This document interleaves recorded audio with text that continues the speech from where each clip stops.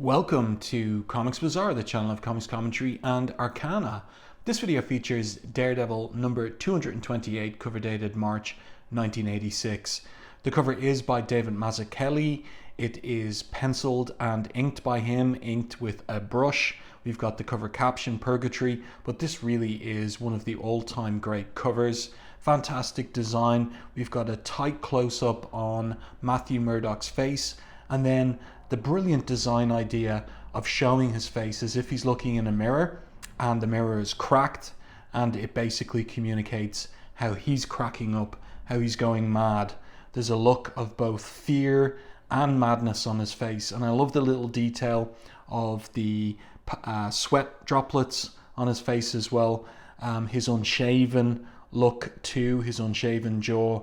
It's really, really well done. The flat colors work so well. And magenta, it's one of my favorites in 1970s, in particular 80s comics, the craft technique of comics coloring at the time, and I think it's very effectively used here. Yeah, this is one of my favorite covers. Great idea to keep Daredevil out of the cover corner box so that this image, so eye-catching, so striking, could really dominate the page. Let's open this one up to the first page. So we don't have a splash to start with. Instead, the story begins in Foggy Nelson's apartment. They're only human. They do their best not to think of him and what he used to be. To Foggy Nelson, he was partner and best friend. To Gloriana O'Brien, he was the man she loved. They do their best. And so Foggy's trying to change a light bulb, and he gets a little electrocuted there, falls off the stool, and then the phone goes. So a little domestic scene between these two, and you can see that Gloriana really truly does care for Foggy there in terms of her reaction. The phone goes, better get the phone, and then it's a completely different story on the bottom tier of panels here, where there's a look of horror on her face. She holds her head in her hands. Foggy, it was Matt, and he didn't make any sense. One other thing to note here, the craft technique of the color hold in the background really sells the winter environment, Manhattan in the winter time. Let's turn the page. We do get our splash here, and we have our cover caption as the title of the story, Purgatory.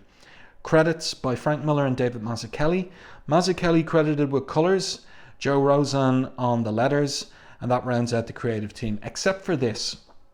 David Mazzucchelli admitted sometime later that even though officially he was the credited colorist for this issue, he didn't do the coloring himself. Instead, it was his wife, Richmond Lewis, who did the colors.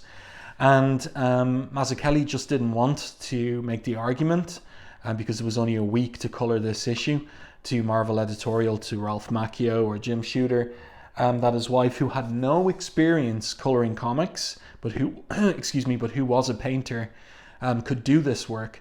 So basically he said he would color it, but under his supervision she did the coloring of the issue. And so it's a bit different from Christy Shields' palette, but it works, and it works well. So the third person narrations continue. The window's closed, but you'd never know it. Not with the stiff breeze that's blowing through it. Sorry, this is not a third person narration, it's first person. It's Matt Murdock's first person monologue. Not with the stiff breeze that's blowing through it, giving me a sweetheart of a cramp in my lower back. 6 inches of snow outside and still no heat in the room. And here I'd planned on staying at the plaza. That was before I discovered that the IRS had made my credit card so much worthless plastic, left me with 10 bucks to my name. I found a hotel that made change. Always loved that line. Really, really good. Interesting shot here, top down angle on Matt in fetal position, really indicating the degree to which he's been traumatized in the previous issue, and he's seeking comfort here, but he really has fallen down in terms of his situation in New York City. Fallen from the comfort of his high flying life as a top lawyer in Manhattan and the owner of a brownstone apartment building in Hell's Kitchen, to sleeping uncomfortably in a Fleabag motel. And so in the narration here, we get more details on everything that's happened to him in the previous issue, and increasingly this sense of his paranoia. No, I should have seen all this coming. Started months ago, things going wrong for me. Just little things at first, the kind you try not to notice, the kind that add up until you want to. And then he switches tack. For the longest time, I chalked it up to unpleasant circumstance. I'm that kind of guy. It took a lot to convince me what was really going on. Fact is, the first time I had the thought, it didn't make any sense. But the evidence kept piling up. The phone company, the power company, Internal Revenue, the grand jury, my best friend, my lover, the list goes on. All of them working together, all of them out to get me. So he's gone paranoid at this point. He's been broken and he's at the stage of paranoia. But I love the way that Mazzucchelli here is conveying in the art how restless he is, how he is pulling the camera in and out, so to speak, on Murdoch on the bed, and then he has him sitting up, but his face mostly in silhouette there, and of course unshaven too. Yeah, it really, the room itself, its disorder, the unaligned painting there, it all basically chimes with the mental disorder of Matt Murdock. So here we go. He continues and says, no, it's the Kingpin. The Kingpin, yes. He's the only real enemy I have. I've caused him a lot of trouble fighting crime. Since that's his business, it follows that I'd cause him trouble. It makes sense that I'd cause him trouble. It's the Kingpin. Somehow he's found out that I'm Daredevil. And of course he's right about that. And he concludes here, I love the little detail of the rat under his bed. I'm going to go to the Kingpin and I'm going to kill him. No, I won't kill him. I won't do that. I'll just beat him until he promises to give me my life back. I'll get up right this minute and walk to the door and leave the room. And then I love the close-up on the door handle and then just the switch. And he gets back in the bed, back into a fetal position. I'm tired. He says, great scene of his agonizing, of his mental anguish. Really, really well done. And the detail of the rat too, in terms of selling the lowliness of his current situation. And then Kingpin, 3 horizontal panels, and great stuff here from Mazzucchelli. We've got the craft technique of the color hold here for the view of Manhattan from the Kingpin's office, and we can see landmark buildings like the Empire State Building, the World Trade Center down there, the Brooklyn Bridge. It's really well done. I think this might be the Chrysler Building here as well. And in his first-person narration, this is third-person narration, we are told he is the Lord of Crime. He's gathered the warring gangs of the city, organized them into an army, no, a business, so efficient and so profitable that the city's economy depends on the thieves, extortionists, and murderers at his command. He's the Kingpin, and Matthew Murdock has become the light of his days. So he's enjoying his cigar there. I like the way that Mazzucchelli shows us the full bulk of Kingpin from behind, but then, so to speak, the camera circles around and we're looking up at his face. I like the lighting, the uplighting on his face, also the fact that his eye is dark there in this particular panel. And then it's as if the camera turns around and goes in for a close-up on his smiling visage. As Daredevil, Murdoch has cost him little but hounded him, annoyed him as a fly would. Now, with all the joy of a malicious child, the Kingpin tortures the fly. It began with the revelation of Daredevil's weak side, his secret identity. With a few brief phone calls, the Kingpin shattered Murdoch's life beyond all hope of reconstruction. That would have been the end of it were it not for the sweet discovery that Matthew Murdock is a man on the edge, that even before his ruin, he was nearly mad. Were Murdoch tied to a rack, slowly torn limb from limb, begging for mercy, the spectacle could be no more pleasurable to behold. The Kingpin looks at his city and thinks of how wonderful it is to be alive. What an amazing portrait here of wickedness, of evil, the Kingpin's evil, destroying Matthew Murdock. It really, and taking joy in it. This is really, really good stuff. Great stuff from Miller, complemented by amazing art and storytelling by David Mazzucchelli. So 2 blocks away, some idiot is playing a radio. We're back into Matthew Murdock's first person narration.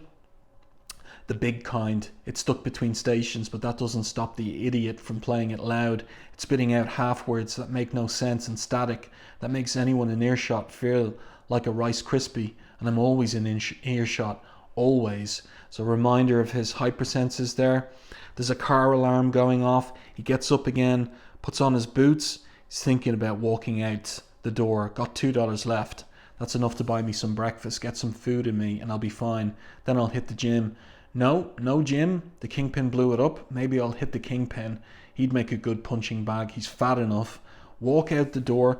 So his hand is on the handle, and then we're into his fantasy. I walk out, and a kind stranger gives me a ride uptown to the Kingpin's headquarters, and I punch the Kingpin out, and he begs for mercy and gives me my life back and surrenders to the police, and everybody knows it is me who beat him, and there's a parade.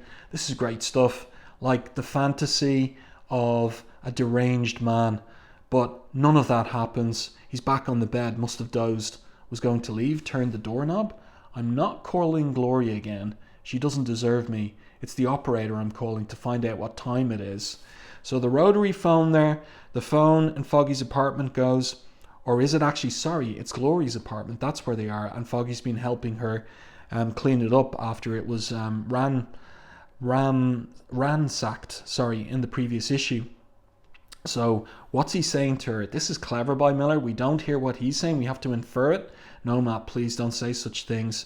So Foggy goes over. Let me speak to him. Matt, this is Foggy. He hung up. What the devil is wrong with him?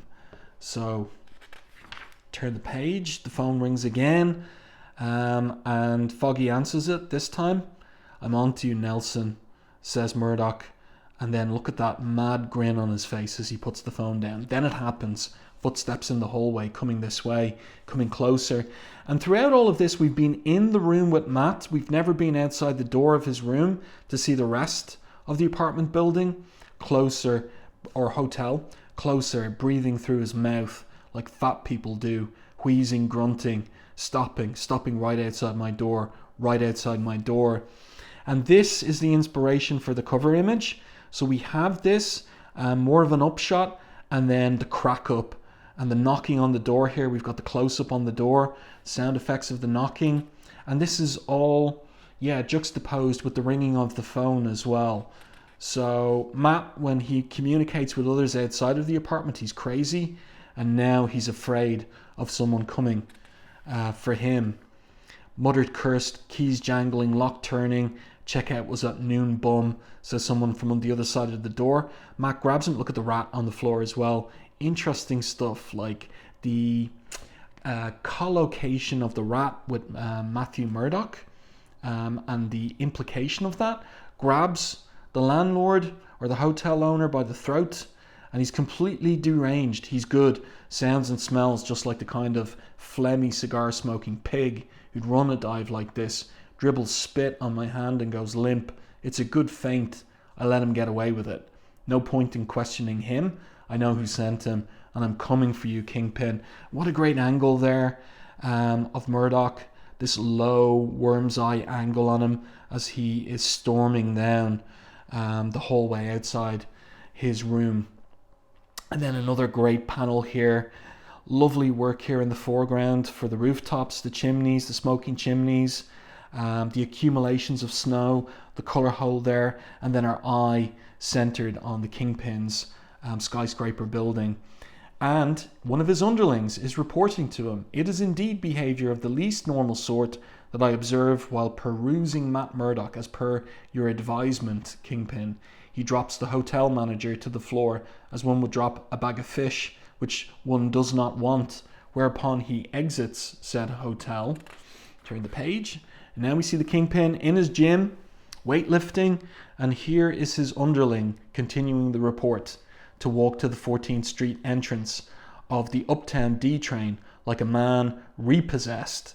So this is a characteristic of this guy's speech, malapropisms, and he says, I myself gain admittment to the very same subway car as Murdoch, there to observe him to be in a state of extreme aggregation, yeah, where he means, what does he mean? He means, oh dear, never mind for the moment. We proceed without incitement, incident is what he means there, to the Pennsylvania station stop, whereat 3 youths board, brandishing 9mm handguns of the street variety, loudly declaiming their intention of depraving the passengers of their personal effects. Yeah, so the malapropisms continue. Hereat one elderly man attempts a frantic disembarkation.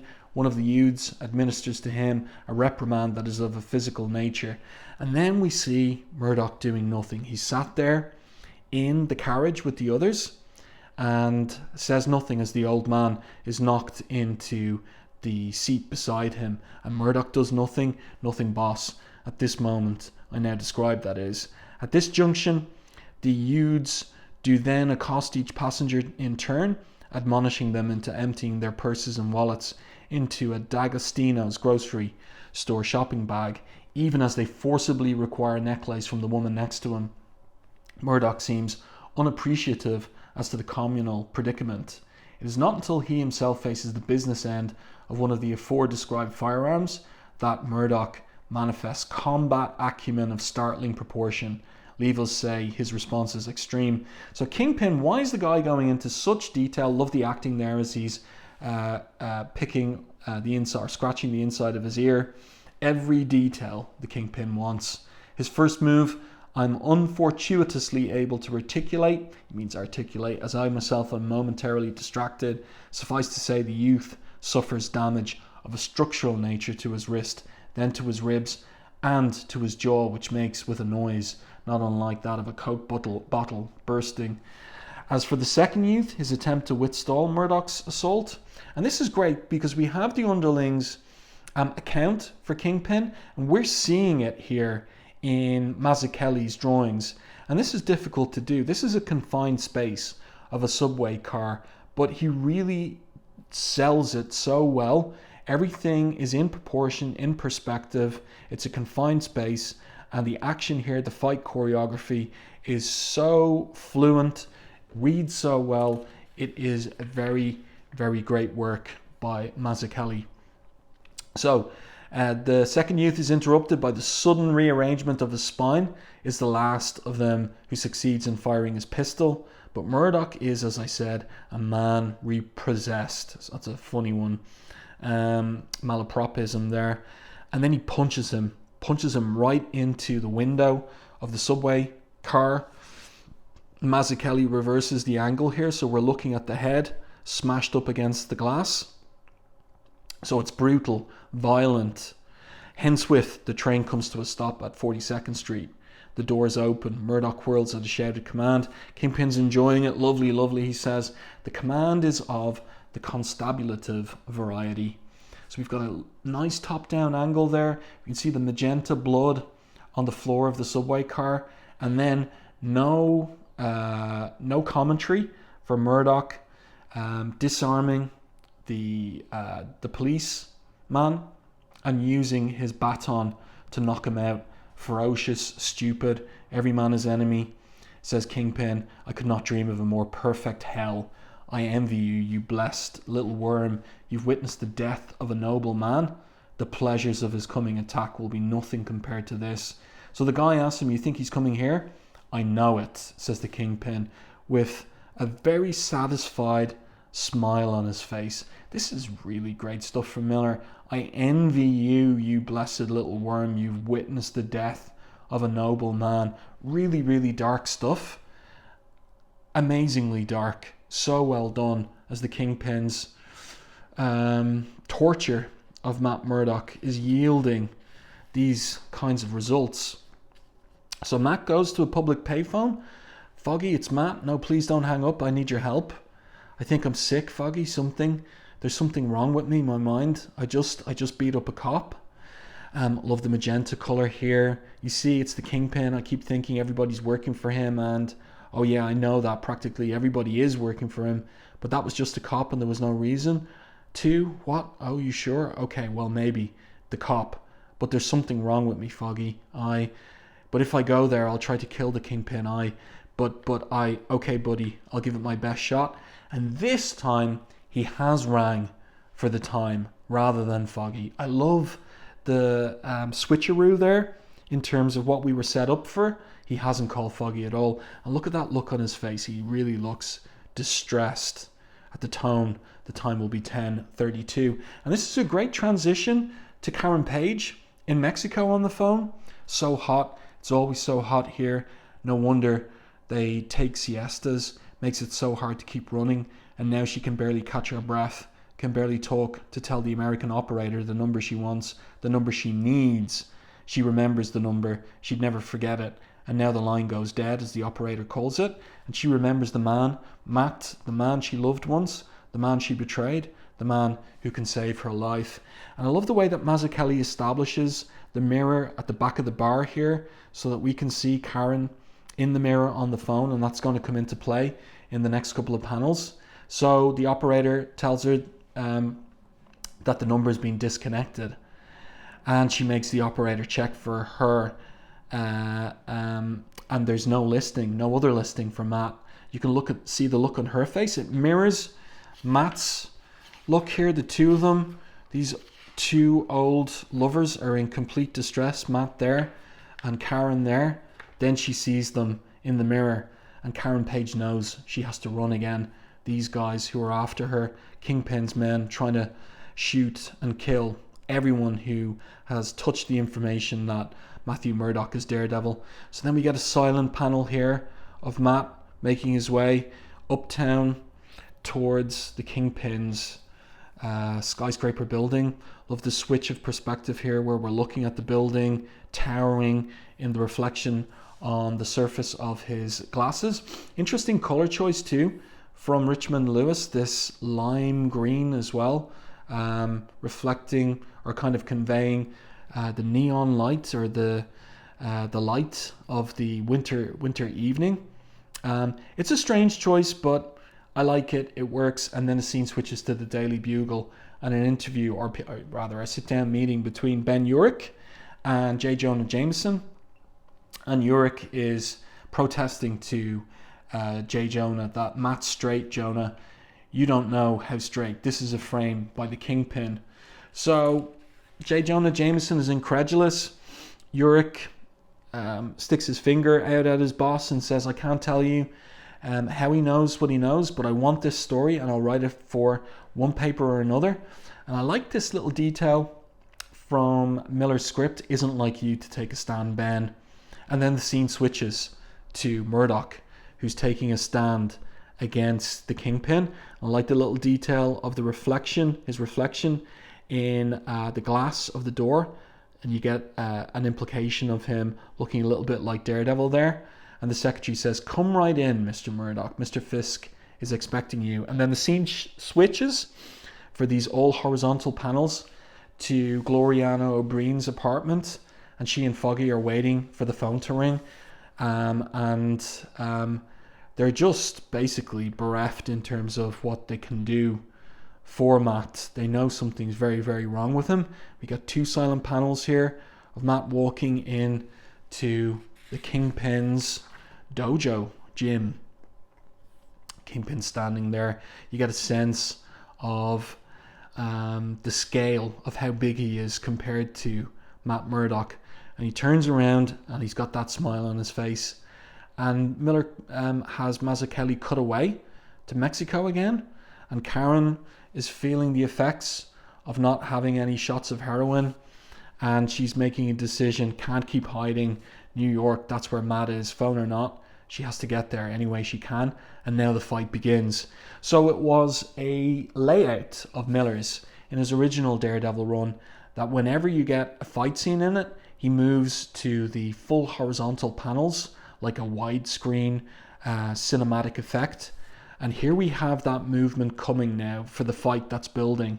And Daredevil uses the cop's baton to hit Kingpin straight in his big belly.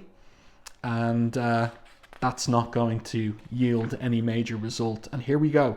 So the fight scene, 2 pages of it. We don't get the full horizontal panels here, which is an interesting choice. But the fight is wordless on this page, and the choreography, the fight choreography, is masterful by Mazzucchelli. And it's an interesting choice to have inset here Karen Paige any way she can get to New York, sweating there from withdrawal from her heroin habit, and Matt here lashing out at the Kingpin, hitting him square in the nose, breaking his nose with the baton. Kingpin just laughing at him, and finally the Kingpin catches him by the wrist and basically hits him with a right hook right into the chest, a left in the face, a right in the face. Matt's on the ground, never give up, never. And that right fist comes right down, we presume, on his head, knocking him out. Yeah, brutal stuff. So Matt's unconscious. And then I always loved this transition. It would be a joy to end it there. Something about the man brings to the Kingpin a bloodlust he's not felt since his youth. And interesting, Miller, like hinting there at Kingpin's youth, something that we don't really know too much about in this era. It takes an effort of will to restrain himself from tearing Murdoch limb from limb. But the Kingpin is a careful man. There are details to consider. Murdoch's death must be neither mysterious nor suspicious. There must be no room for questions, no cause for investigation. Unconscious but living, Murdoch is placed in a stolen checker cab. The cab is driven off Pier 41 into the East River. Its safety belt and doors are corroded shut by a chemical process that is identical to rust. Murdoch is drenched in whiskey. A bottle open is laid in his lap. The owner of the cab is beaten to death by Murdoch's stolen billy club. Days pass into weeks. Still, Murdoch is never far from the crime lord's thoughts. He imagines one last terrible moment of realization, of Murdoch thrashing wildly, desperately, hatefully, screaming soundlessly into the poisoned water. The Kingpin shudders at the thought in pleasure. So he's getting like an almost sexual delight in the death here, the imagined death of Matt Murdoch.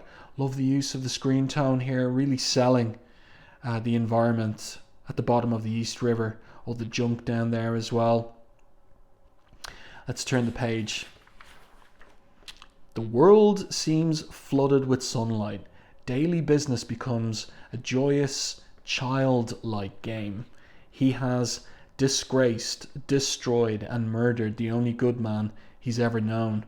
This is his triumph of the spirit. Like, again, painting the Kingpin as a malevolent, wicked, evil figure. At last, the cab is discovered. There is blood and bloody evidence of a struggle. There's a shattered windshield, a safety belt severed by the windshield's glass. What must have been a hideous effort of will. But there is no corpse. There is no corpse. There is no corpse. And the cityscape here, another colour hold, where it was blue earlier, now it's magenta in the conclusion. And we have the sense that he's angry, the red in his eye as well. He's not happy at all. His joy is done. And what of Murdoch? Last page, full page image. He's survived. He's up out of the river. Another colour hole there of the city. And yeah, what a great issue again. Great inking here as well with the brush from Mazzucchelli. Next, Pariah. So this was 22 pages of art and story. Previous issue was 24. There's a little note about that in the letters page. And there you go. Well, this, Born Again, one of the very best comics stories published in the 1980s. Really, really up there. Not about deconstructing the superhero genre, but breaking down one superhero, Matthew Murdoch, Daredevil. And really, this is it. This is him at the bottom, purgatory, broken, Next up, Pariah though. Let me know your thoughts on this one in the comments section. If you enjoyed my review and commentary, please like and share the video. It really does help the channel. If you haven't done so already, subscribe to the channel and stay tuned for more content like this.